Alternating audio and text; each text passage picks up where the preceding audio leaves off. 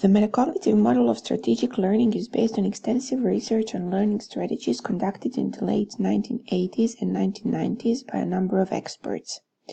It is designed to help practitioners faced with the challenge of how to interpret and use information on learning strategies in the classroom.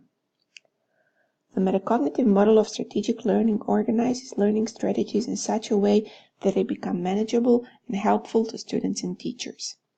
Students can use them for all the language skills, reading, listening, writing, and speaking, as well as the relational vocabulary and content information. It outlines the processes effective learners use to work through any challenging language learning tasks and describes ways to transfer strategy to other subject areas as well as to real-life situations. By using this model as a guide for instructions, teacher will provide students with a powerful approach they'll be able to use for lifelong learning. If implemented, it will enable students to exercise control over their learning because they will know how, why, and when to engage in specific strategic behaviors. This way, students will also learn how to transfer strategies from one task to the next. The model consists of 4 metacognitive processes: planning, monitoring, problem-solving, and evaluating. The 4 processes may follow one after another, but are not strictly sequential. The model is recursive in nature, and the sequence of the processes depends on the demands of the task and the interaction between the task and the learner. For example, when you ask your students to interview their classmates about their reading habits, good learners will first plan the questions they will ask. As they begin the interview, they'll monitor themselves to make sure the whole thing runs smoothly. In case something unexpected happens, for example, the interviewee doesn't understand the question, they'll use problem solving and move on to complete the task. After the interview is finished, they will evaluate it by reflecting on different elements and make mental or written notes on how to improve their performance next time. However, sometimes the planning phase is not detailed enough and the learner has to go back to it through different stages of task completion. For example, when monitoring processes show something should be done differently, a good learner will go back to planning, think of something else and try it out, evaluate the new process, and problem solve whatever comes along. The first phase, planning, is the most important step towards self-regulation.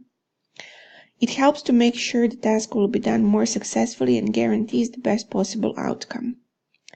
Planning strategies help learners focus their attention on the task and ignore distractions. By using them, they develop and use forethought and learn how to set goals. What is more, planning encourages thinking and reflection.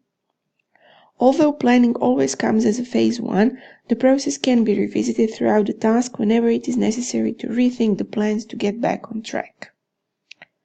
Some of the best known and most useful planning strategies are metacognitive strategies, advanced organization, organizational planning, selective attention and self-management, and cognitive strategies, elaboration of prior knowledge, and making inferences or predicting. Having prepared a plan, good learners will use monitoring strategies to measure their effectiveness while working on the task. These strategies have 2 components: monitoring how the task is being done and making adjustments as necessary. They include directing attention, monitoring one's comprehension and production, using social interactions to assist in learning, and involve the mental control of a personal effect that interferes with learning. All in all, by using strategies for monitoring, students regulate their learning. Monitoring strategies include metacognitive strategies for monitoring comprehension and production, cognitive strategies such as deduction and induction, personalization or contextualization, note-taking and using imagery, and social affective strategies of cooperation and self-talk. Problem-solving strategies are necessary whenever students have difficulty, at any time during the task. In order to solve a problem, students will use any resource available to them, whether it comes from within themselves or another person, or through reference materials. Or they will rely on making an educated guess based on available information.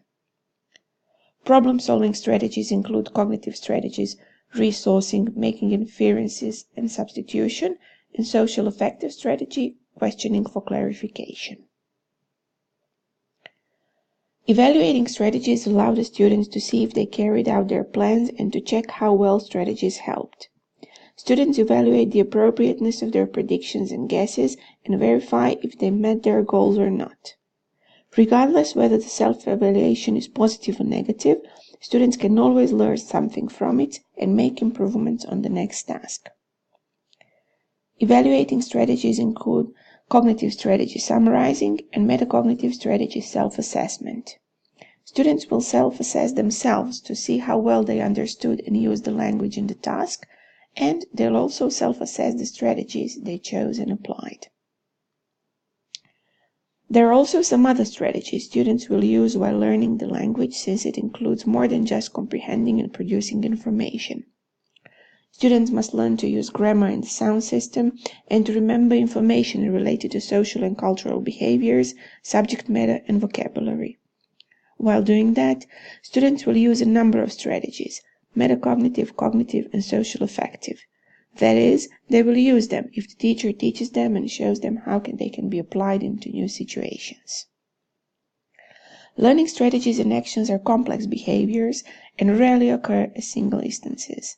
This is something all students will realize eventually, once they find out which strategies work best for them and adapt them to their own needs. The metacognitive model of strategic learning can help them get to that.